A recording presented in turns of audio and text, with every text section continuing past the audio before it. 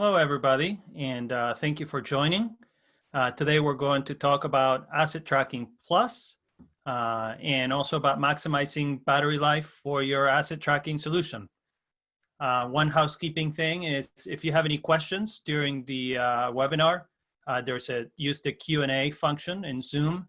Enter your question there, and it will either be answered during the webinar or we will have a live Q&A at the end. So first, let me introduce myself. I'm Mariano Golubov. I'm a senior solution architect at Particle. I've been I was in engineering for a decade in the industry, and then I've spent the last decade helping customers get their IoT projects to market successfully. And I will now let Eric, who will be joining me, introduce himself. Hello, I'm Eric Burseth, and I'm a senior software engineer here at Particle. I have over 20 years of experience in embedded hardware, software, and systems in general. My role at Particle is mainly software engineering for cellular connectivity and of course the asset tracker. So I've been involved with the asset tracker in hardware as well as software and since the conception of this product. So I'm glad to be working with you today. Thank you, Eric. So let me walk you through the agenda really quickly, what we're going to cover today. So first, I'm going to introduce the Particle tracker system.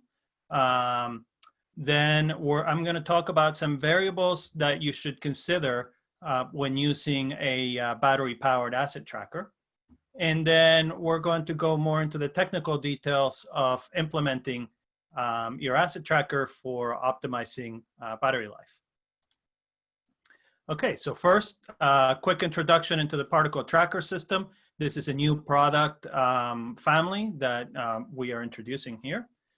So the tracker system includes both hardware and software. On the hardware side, you can see here two different pictures. The one in the middle is the Tracker 1. This is a completely off-the-shelf finished product. It's IP67 rated. And it has an M8 industrial connector that you can use to add external sensors. It has I2C, it has a UART serial interface, it has GPIOs, analog input. It also has a CAN interface if you would like to connect this to, for example, to the OBD port on your vehicle. Then on the left, you see a PCB that can be soldered directly onto your PCB if you already have one. That is what we call the Asset Tracker SoM. The SoM is what's inside the Tracker 1. So the functionality is the same, but with the Tracker SoM, first you get to integrate it into your own product. But second, you have access to all of the I/O from the microcontroller.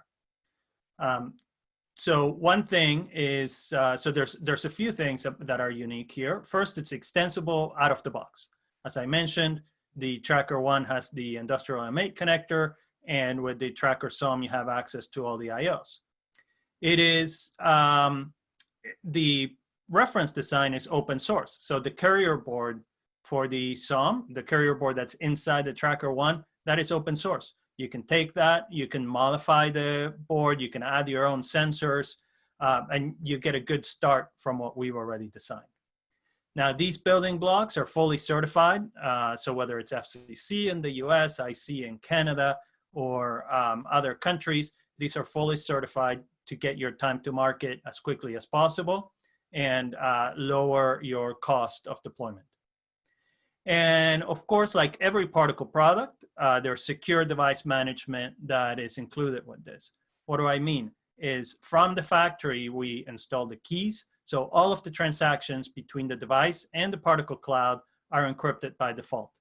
And you can do over-the-air firmware updates to keep up, to keep your product current with either the latest features or bug fixes or whatever it is that you need.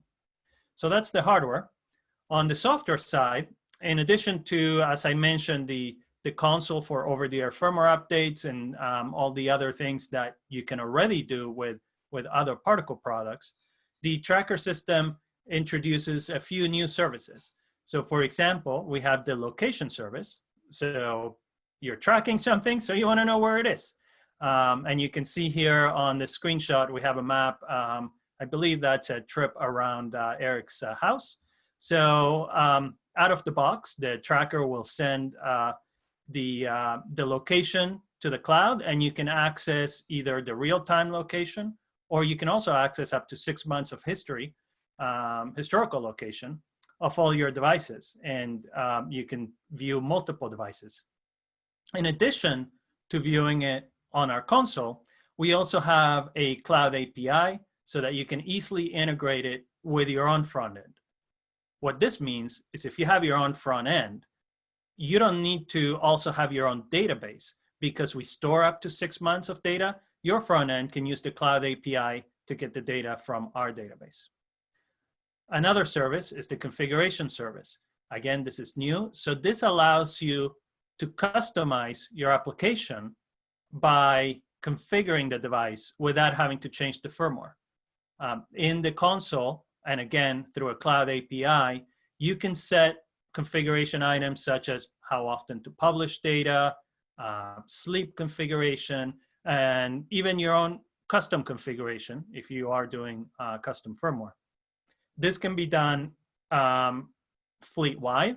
It can be done through subgroups of your fleet, and you can manage it on the console or through the cloud API. Now, if you do want to customize the firmware, we have Tracker Edge firmware, which is, again, open source. You pull it from GitHub, and then you can customize the firmware to do exactly what you need. So you can use our off-the-shelf firmware that we've already created. It has APIs so that you can easily modify existing things, as well as you can write your own completely custom firmware. So this is what Tracker Edge, what Tracker system is, both hardware and software. So first, let me launch a poll here to see how you plan on powering your IoT project. Okay, so we have a lot of responses, and they're starting to end. So let me share the results. So it looks like the majority want to have a battery that lasts a few months, but there's also a battery that is recharged every few days. So let's go on to the next part of the presentation. So let's look at the variables to consider for battery management. Okay, so there's a few things that you need to consider. So number one, of course, is your battery. So what is the shelf life of the battery? What is the capacity of the battery? How long will it last? And I will go into more details on each of these on the next few slides. Next, we need to consider wake-up sources. Now here, there's some trade-offs. The more wake-up sources you have, the more peripherals need to stay on. Some wake-up sources and peripherals use more power than others. So I will go into more detail also in the next few slides. Duty cycle. Obviously, the device uses the most power when it's on, when the cellular modem is on, when it's sending data to the cloud, and it uses the least amount of power when it's asleep. So duty cycle will have a big impact. And also one thing to consider is sleep modes. Different sleep modes use different amount of power, but there's trade-offs in what the functionality can be in the different sleep modes. So let's go into more details into each of these. So battery. There's a few options. The main first decision you need to make is rechargeable versus primary cell. Primary cell means non-rechargeable. So the rechargeable battery, it has several advantages. One is the weight is usually lower. The cost is lower when we take into account that you can keep reusing it. You can keep recharging it. Maintenance cost is much lower. You don't have to send somebody out to open the device and change batteries. The discharge curve is similar to lithium ferrum primary. It can, but the one thing that rechargeable has is that it has a high self-discharge rate. So the shelf life is lower. Usually a LiPo discharges, doing nothing else, discharges in about a year. Whereas lithium ferrum primary can last up to 10 to 20 years, but up to 20 years. So that's one thing that you want to consider. There's also, of course, alkaline, and those usually fit in the same as lithium ferrum, but their cost is lower than lithium ferrum, but usually not as good in the other things. So that's about batteries. So now let's talk about wake-up sources. So wake-up sources have a lot of trade-offs. So this is something that you need to consider, and it will be really dependent on your use case.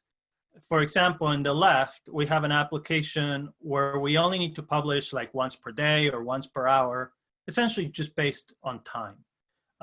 So for this use case, we just need to keep the real-time clock powered while we're asleep. Now, the real-time clock usually uses very little power, so this will be the lowest sleep consumption case. In the middle, we see an application where we might also be publishing based on time, as well as when it's moved, when a truck comes to move the sign, for example. Here, we need to keep powered both the real-time clock as well as an accelerometer or an IMU, inertial movement unit. Well, I'm sure that Eric will know what the M stands for there, but an accelerometer. So this will use a little bit more power because that accelerometer will use power. And then on the right, we have an application for equipment that needs to interact with the user via a smartphone. For example, rental equipment. The user needs to come up and with the phone needs to unlock the device. So here we need to keep our Bluetooth or BLE radio on to advertise and for the phone to connect to it and be able to wake it up. So this uses a little bit more power, but again, it enables a very useful application. So the particle tracker platform allows you to select the right sleep mode and to keep the right peripherals awake to both meet your exact use case as well as minimize battery power so that you're not keeping peripherals awake that you don't need. So as I mentioned, the first one allows you to keep the real-time clock and GPIOs on. Then we add the accelerometer. And then on the last one, we add the BLE. So I believe we have another poll here. So let me bring up question number 2. So in your application, what triggers would you use to wake up your device?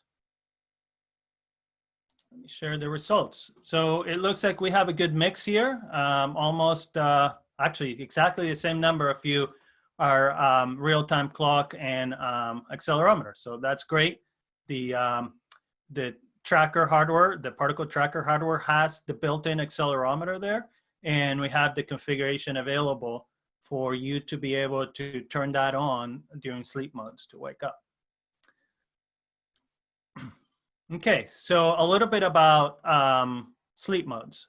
So there's 3 sleep modes that are supported by the particle hardware: stop mode, ultra low power, and hibernate. So let me talk about the 2 and the ends first. So hibernate is the lowest power consumption. Now this still allows you to wake up from the real-time clock or the accelerometer or a GPIO, but you do lose processor state. So because that is not kept power on.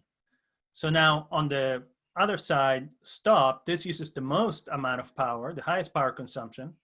But in addition to those 3, it also allows you to wake up via BLE, as well as it keeps peripherals such as UART, SPI, and I2C powered on. So if you have peripherals that are using those buses, you might want to use stop mode. In this case, processor state is maintained.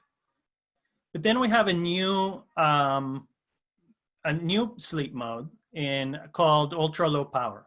And this sleep mode is closer in power consumption to hibernate, but it keeps processor state and allows also BLE to be used as a wake-up source. So now, why is processor state so important? Why do I cover it in all three? Maintaining processor state means that the RAM contents are powered on, as well as when you wake up, you execute from the instruction where you went to sleep. So this does a couple things. First, it makes waking up faster, but also it allows you to collect data and keep it across wake sleep cycles without having to save it to flash. So you keep it in RAM. So this allows you to, for example, wake up, collect some data, go back to sleep, then wake up again, collect some data, keep that data, and maybe not publish it every time.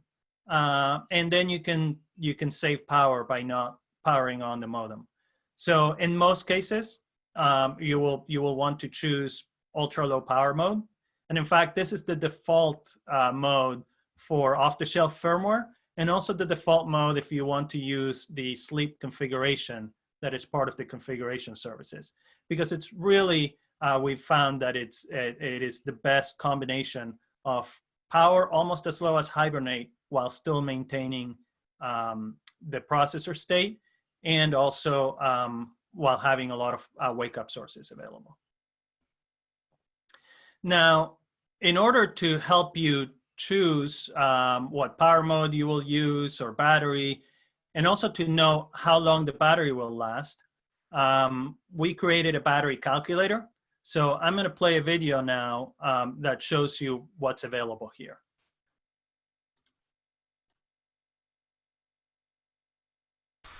In order to help you determine the life of the battery or what battery to use, Particle created a battery calculator. First, you can select which device you have. In this case, we'll select the T402. Then you can select which sleep mode you will use. If using Tracker services for sleep configuration, you will want to select one of the ultra low power modes. If doing custom sleep, then other modes are available to you. In this case, we'll have RTC wake up, but other wake up sources are also available.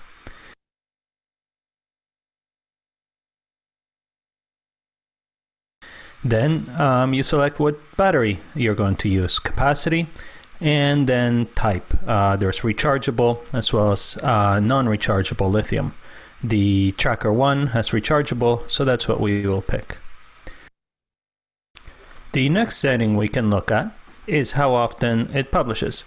Here we set it to once per hour, and as you can see, the battery life goes to an estimated 20.5 days. Another feature that is available with Tracker Edge is the partial wake up. Instead of publishing every time that the device wakes up, it can wake up, collect some data from the I/O without turning on the cellular radio, which is what uses the most amount of power.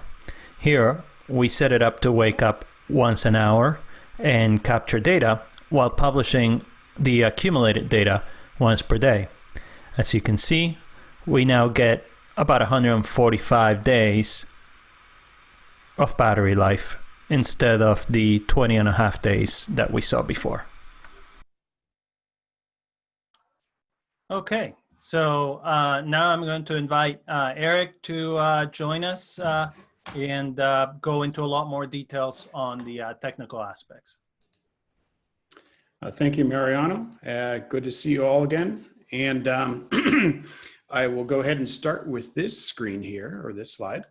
And the basis for a lot of our work is one of the OTII ARC1 boxes. They're great little devices. They're very affordable. There are, of course, alternative power sources that have real-time current monitoring. This one in particular allows you to have this real-time graph that shows the amount of current, and you can highlight sections in time and get the average current for, while you're asleep or while the modem is powering on, or whatever stages of execution you might have. So it's a great little box to have just as a utility or as a piece of a test equipment that we certainly use here at Particle.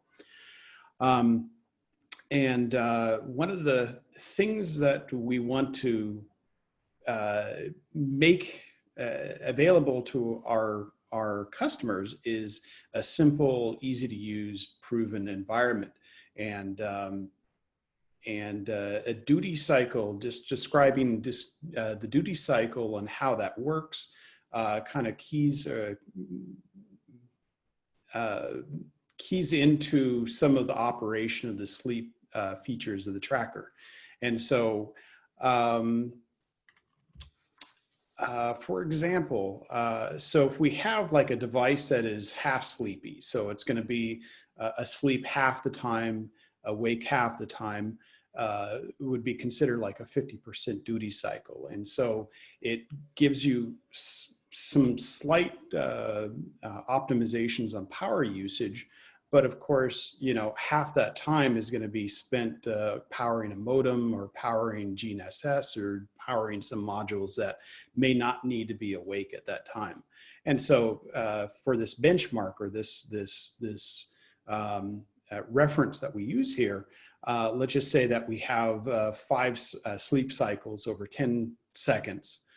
And then 5 wake cycles over 10 seconds. This is unitless, so you know the current and power is units of current power. Time steps is units of time steps. So you know nothing happens at this small second ranges here.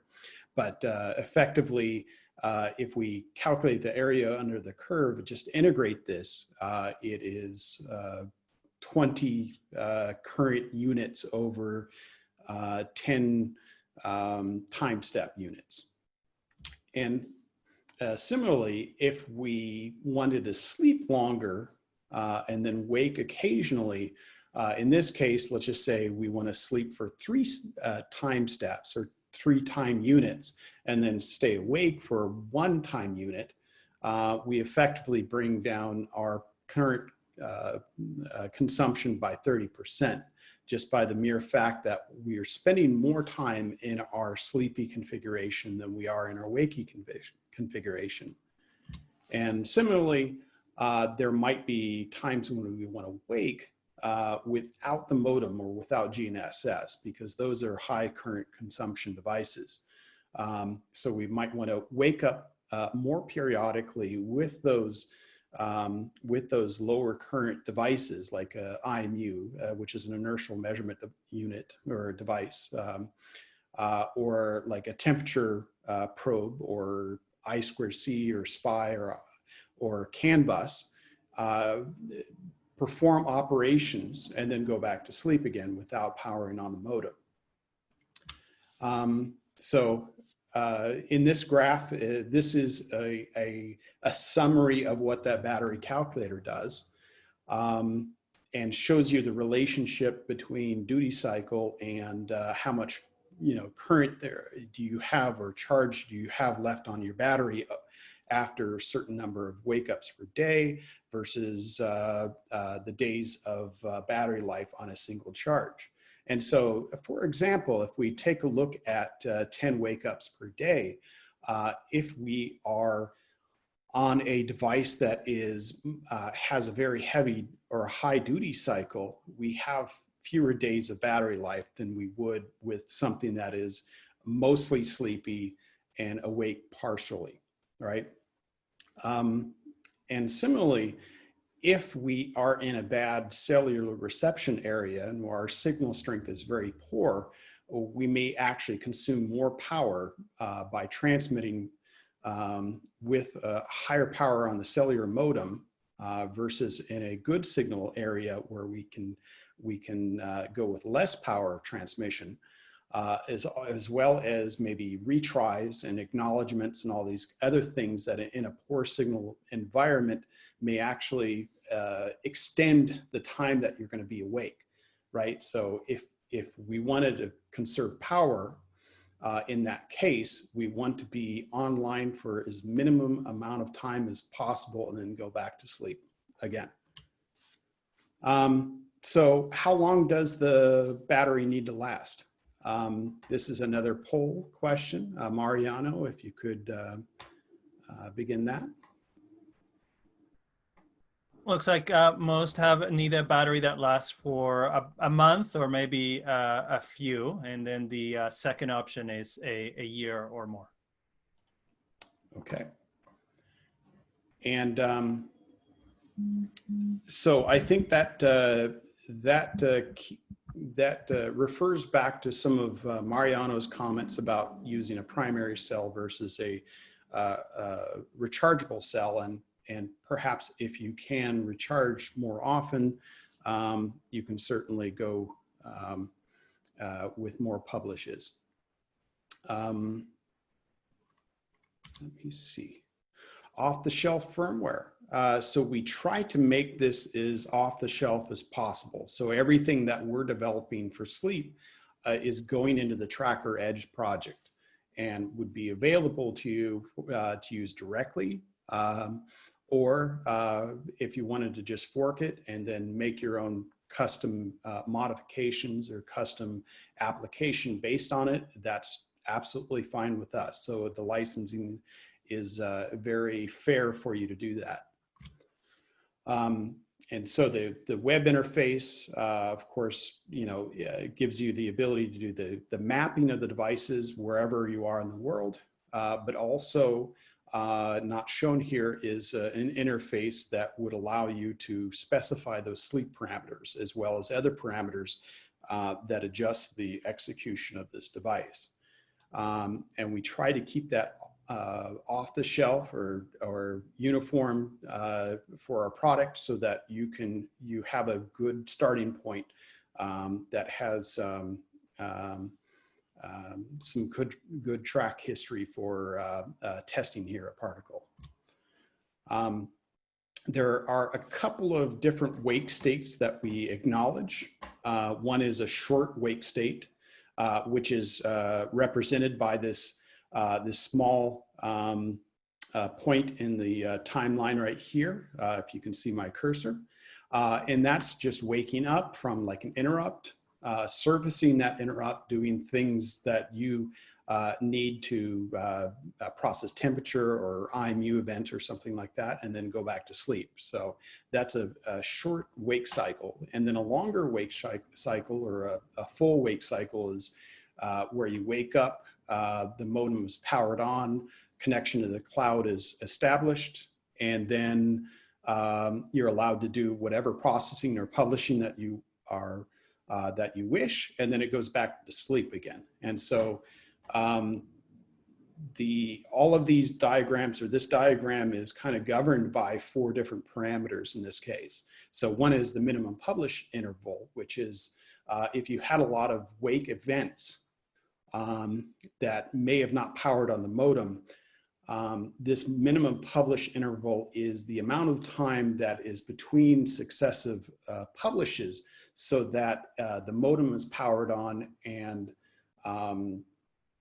you're able to publish your data to the cloud without stepping on maybe your data plan or the number of times that you want to publish. So if you set this interval to once a day, you can collect all your events with the short wake cycles and then wait for the end of the day to be able to publish whatever pertinent information you might have.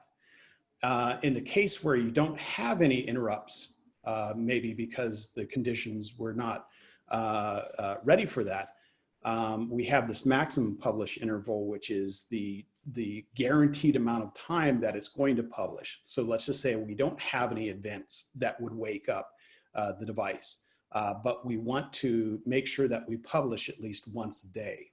So you would set the maximum publish intervals so that it publishes at least once a day without any events.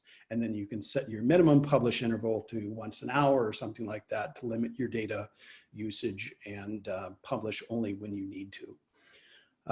For sleep configuration, we have maximum connection time and maximum execution time. Connection time, of course, is the amount of time that is allowed for the device to connect up to the cloud and publish for the first time. And so this varies on the signal strength, where the device is put. So in a very poor cellular environment, you may want to wait for a long time, or maybe over 90 seconds, some sort, to be able to establish a cloud connection, publish, and then go back to sleep. In very good cellular environments, this might be, in the order of like 20 to 30 seconds. So this allows you to make sure that the device goes to sleep regardless of the cellular environment. So if you're not in a good cellular environment and you still need to go back to sleep to maintain your battery charge, maximum connection time is the limit that you're most concerned with. Minimum execution time is the amount of time after the first publish, or maybe the last publish, if you will, that ensures that the cloud can acknowledge the publishes and also send new configuration down to the devices. So this is more relevant after you're online, after you're connected to the cloud. And then once the execution time expires, the device goes back to sleep. And we can control the length of those two parameters through callbacks and through API in the sleep subsystem. For two concepts here that I want to bring up. One is what do you wake for, or what wakes up the device? And so you can wake on GPIO changes. You can wake up on network changes. You can wake up on BLE events, all that kind of stuff. For this example, it's a GPIO. It's very similar to the API that's used in system to set up your interrupts and your pin modes and so forth. So the same goes for this. You specify maybe your interrupt pin, and then rising or falling conditions that would make the wake occur. And then register the wake so that when it does wake, it calls back your code, and then you can take action on that. Similarly, for other wake states, as well as preparing to go to sleep, you might want to, in your application, be able to handle those things. So when it does wake up, you're alerted. When it's preparing to go to sleep, when it's going to sleep, and when maybe for canceling sleep in this case, you're also alerted. And so in the preparation for sleep, you can specify maybe a new timeout. You want to wake up at this time versus that time, and the sleep system will wake up at that time.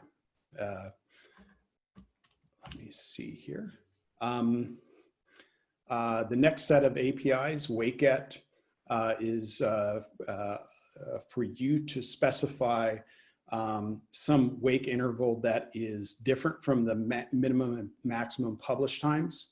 Those are kind of the default that is loaded in here.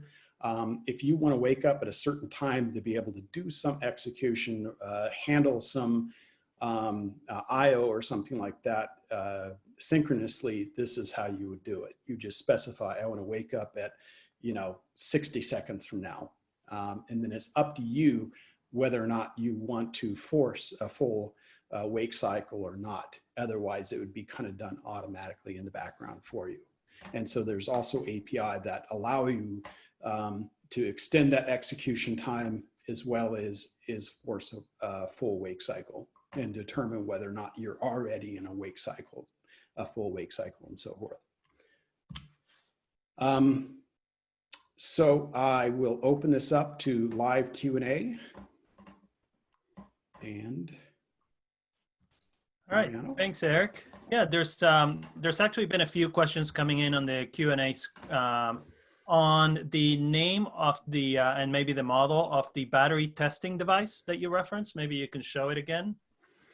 Sure thing. It is OTII, and it is called ARC. So I think they only have right now one box available, and they have a couple of different licenses. So this I just use the base license or the basic package. They also have an enterprise package, which involves like scripting and other type of features if you were to put this into a manufacturing type of environment. But just for desktop use, I just use the standard package with the ARC box. And you can buy it on DigiKey, Mouser, several other distributors.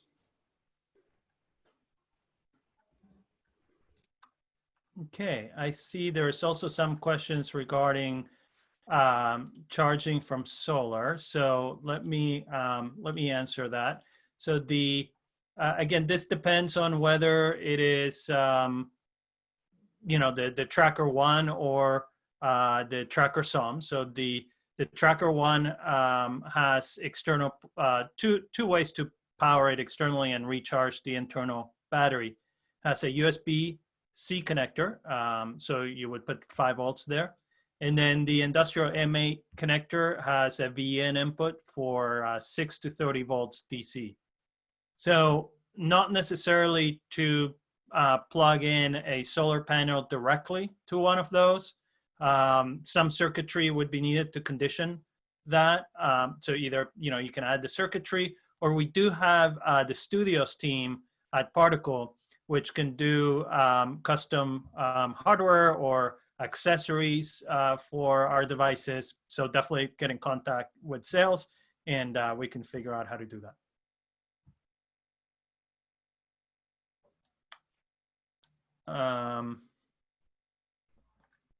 All right, so let me see. I see there's a question on the peripherals, and specifically like I2C and SPI UART peripherals. Eric, do they, when we go into a sleep mode, do those peripherals lose state? For any additional peripherals, it's kind of up to you to save state on them. The devices will still be powered unless you put them into standby mode. For the devices that are managed by the Tracker Edge firmware, we will tend to put them into sleep ourselves. And then that gives you the opportunity to also just kind of rewrite our code to fit your application. Okay. All right, so let me see. So I see there's a question on minimum power consumption and stop, ultra low power, and hibernate. And I'll just answer a little, so just to give you an idea of the order of magnitude. So because it will depend on whether it's like the T402, which has the Cat M1 modem that works in North America, or the 523, which has the Category 1 modem that works in Europe and other parts of the world. So so hibernate is around 100 microamps. Ultra low is around 115, 120. Stop mode, we are still fully characterizing that, but it should be under 200 microamps. So that's kind of the order of magnitude that you're looking at. Now, something interesting is like a partial wake up mode, again, is around 5 to 10 milliamps. So again, that gives you an order of magnitude. And then, of course, once you do the full wake and you turn on the cellular radio, then we're talking tens, closer to 100 milliamps. And when you're transmitting, of course, higher power than that. But, transmit is a very small peak of power consumption. So Eric, let me ask you another question here is, is offline storage into flash coming soon? Yes, it is actually. So we do have increased capacity in our flash device for asset tracker versus like the boron and B series SOMs. So it is being planned in future revisions of device 3.0 device OS 3.0 to support offline storage, as well as like offline logging and then subsequent publishing up of logs. So all of that kind of is tied together. Asset Tracker will use the same framework. Okay, thank you. I see a question on, are there any other onboard sensors such as temperature? And yes, absolutely. There is a thermistor on the device. And as I mentioned, there's also, on the Tracker 1, there's an I2C bus on that M8 connector. So if you wanted to put like a temperature probe that, to probe something outside the device, you will also be able to do that. Let me see. Is it possible to schedule wake up at a specific time of day? For example, weekly, every Monday morning at 9 for 5 minutes. Eric, would you be able to answer that? Well, I'm glad that I'm being asked that question. And right now, the sleep is managed in reference to the system uptime, but there's no reason why we can't calculate the time of day from that. So we do have an RTC, which is an addition from Gen 3 devices. If you're using like a boron or something like that, you wouldn't be able to wake from an RTC because there is no, there's no device to do that. Asset Tracker is based off the Gen 3 platform, has an RTC, and with that RTC, then we can set time of day wake ups from that, or calculate it from like a relative offset. So if we know the time of day we are right now, when we want to wake up, we can make that calculation and set the appropriate timers to wake up. Okay. So multiple ways to do that. Right. I see one here on, can the battery life be checked over the air via an API? And so I can take that one. So the battery percentage is published with every time that there's a location published. So you can actually get the history, since you can use an API to get the history of the location publishes. You can do that. You can view it on the console, or you can use the cloud API to get it from the database. If you want to see what the battery is right now from the device, we do have the Vitals API, and you can fetch the Vitals. Of course, that depends on the device being awake and connected to the cloud. Let me see. I see a question on DevTools. What DevTools we use for this? Eric, what DevTools do you use? Well, first of all, the OTII ARC. I also use Workbench, Particle Workbench for all the software development. And then I also use the JTAG debugger that's also available through this particle store. And then,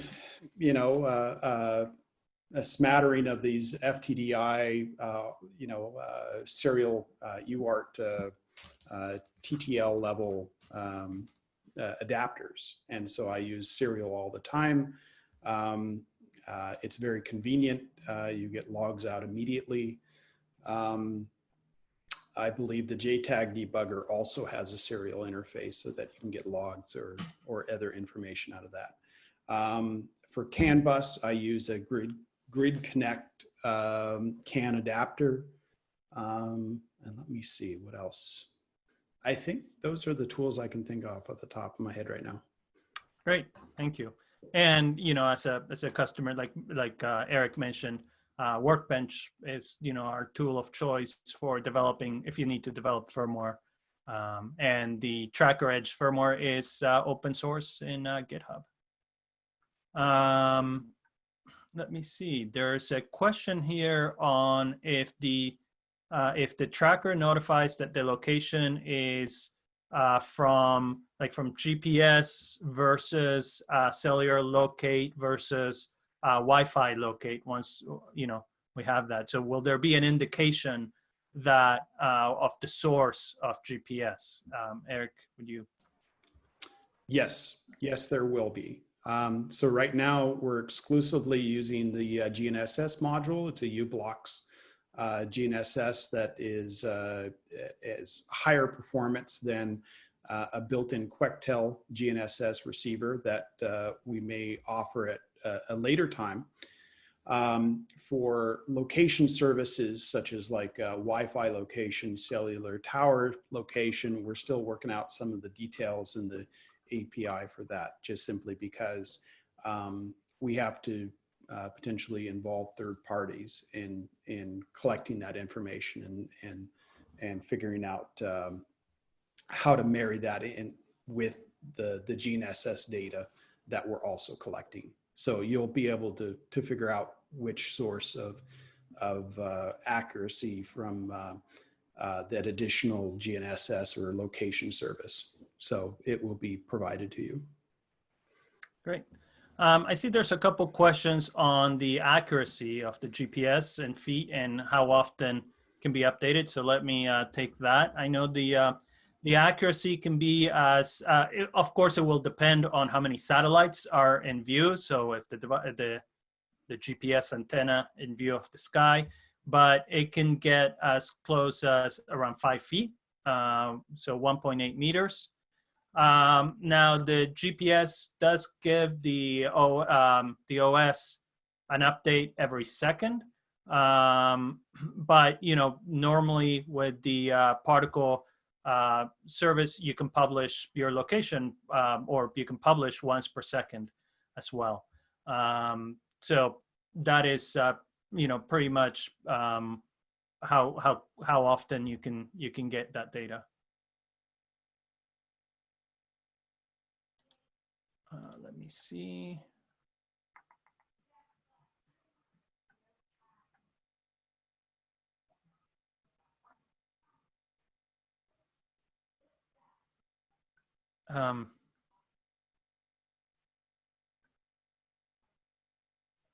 There's a question on if there's an option to change the interval that it publishes as the battery voltage reduces.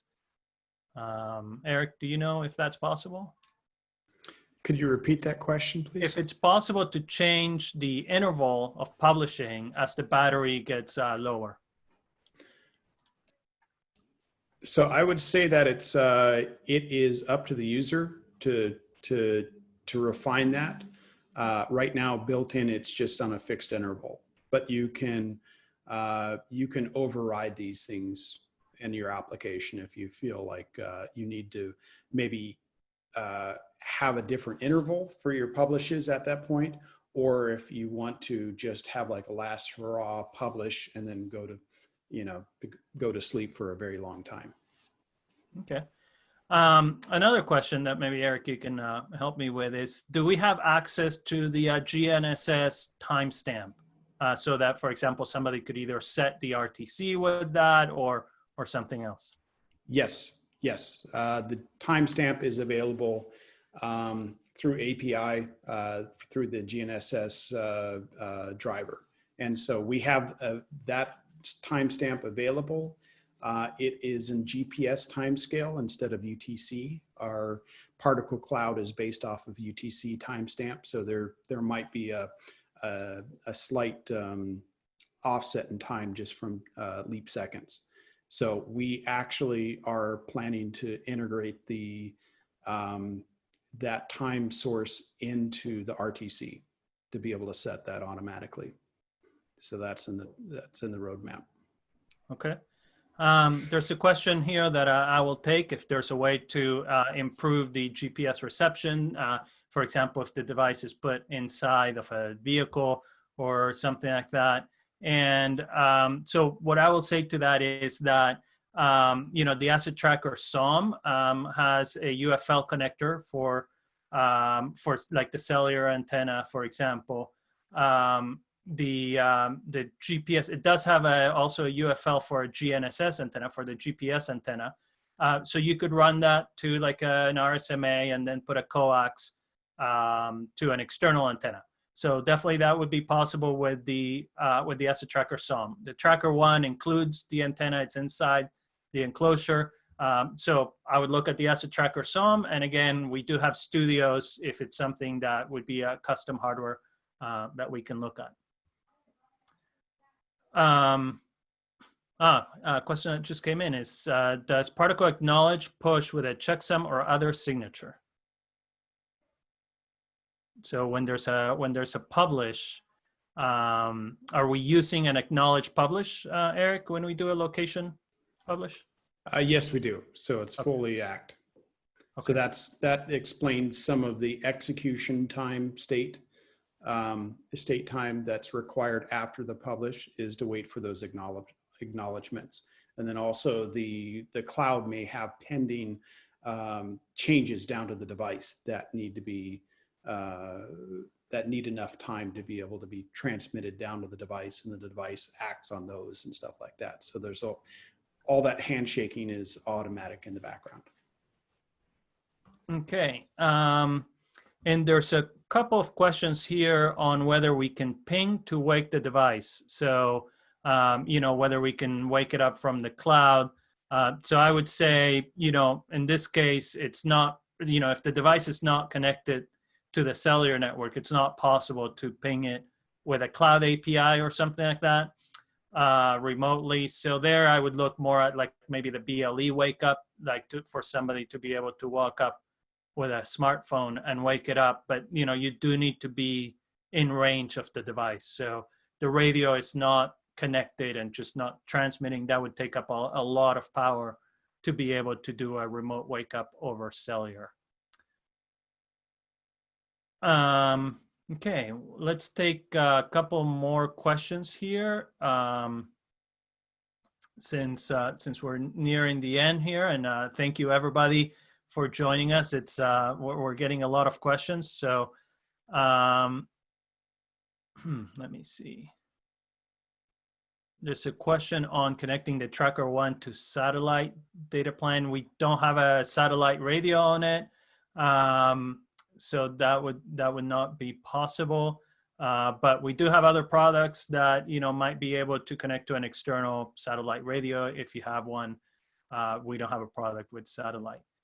And let me see. All right, let's take this one. Is there a low battery indication on the config webpage? So there is on the console, as I mentioned earlier, the battery percentage is published, and so you can view what the battery of the device is on the console. And if the device is connected, you can send an API call. This also answers one of the other questions here. You can send an API call. We have functions that you can program into it so that it can take some action or something like that. And that's the same as any particle product that can expose these functions so that you can call them via an API. In fact, one of our, when you get one of our devices, the Tinker app allows you to turn LEDs on and off via cloud APIs. And there was a question on the subscription cost. So on the, if you buy one right now, the monthly cost is $6.99 per month. So that includes the tracker services, the new configuration, location services that I mentioned earlier, as well as all the hosted services that are already included in the Particle platform. If you're looking at deploying at scale, I would definitely contact our sales organization.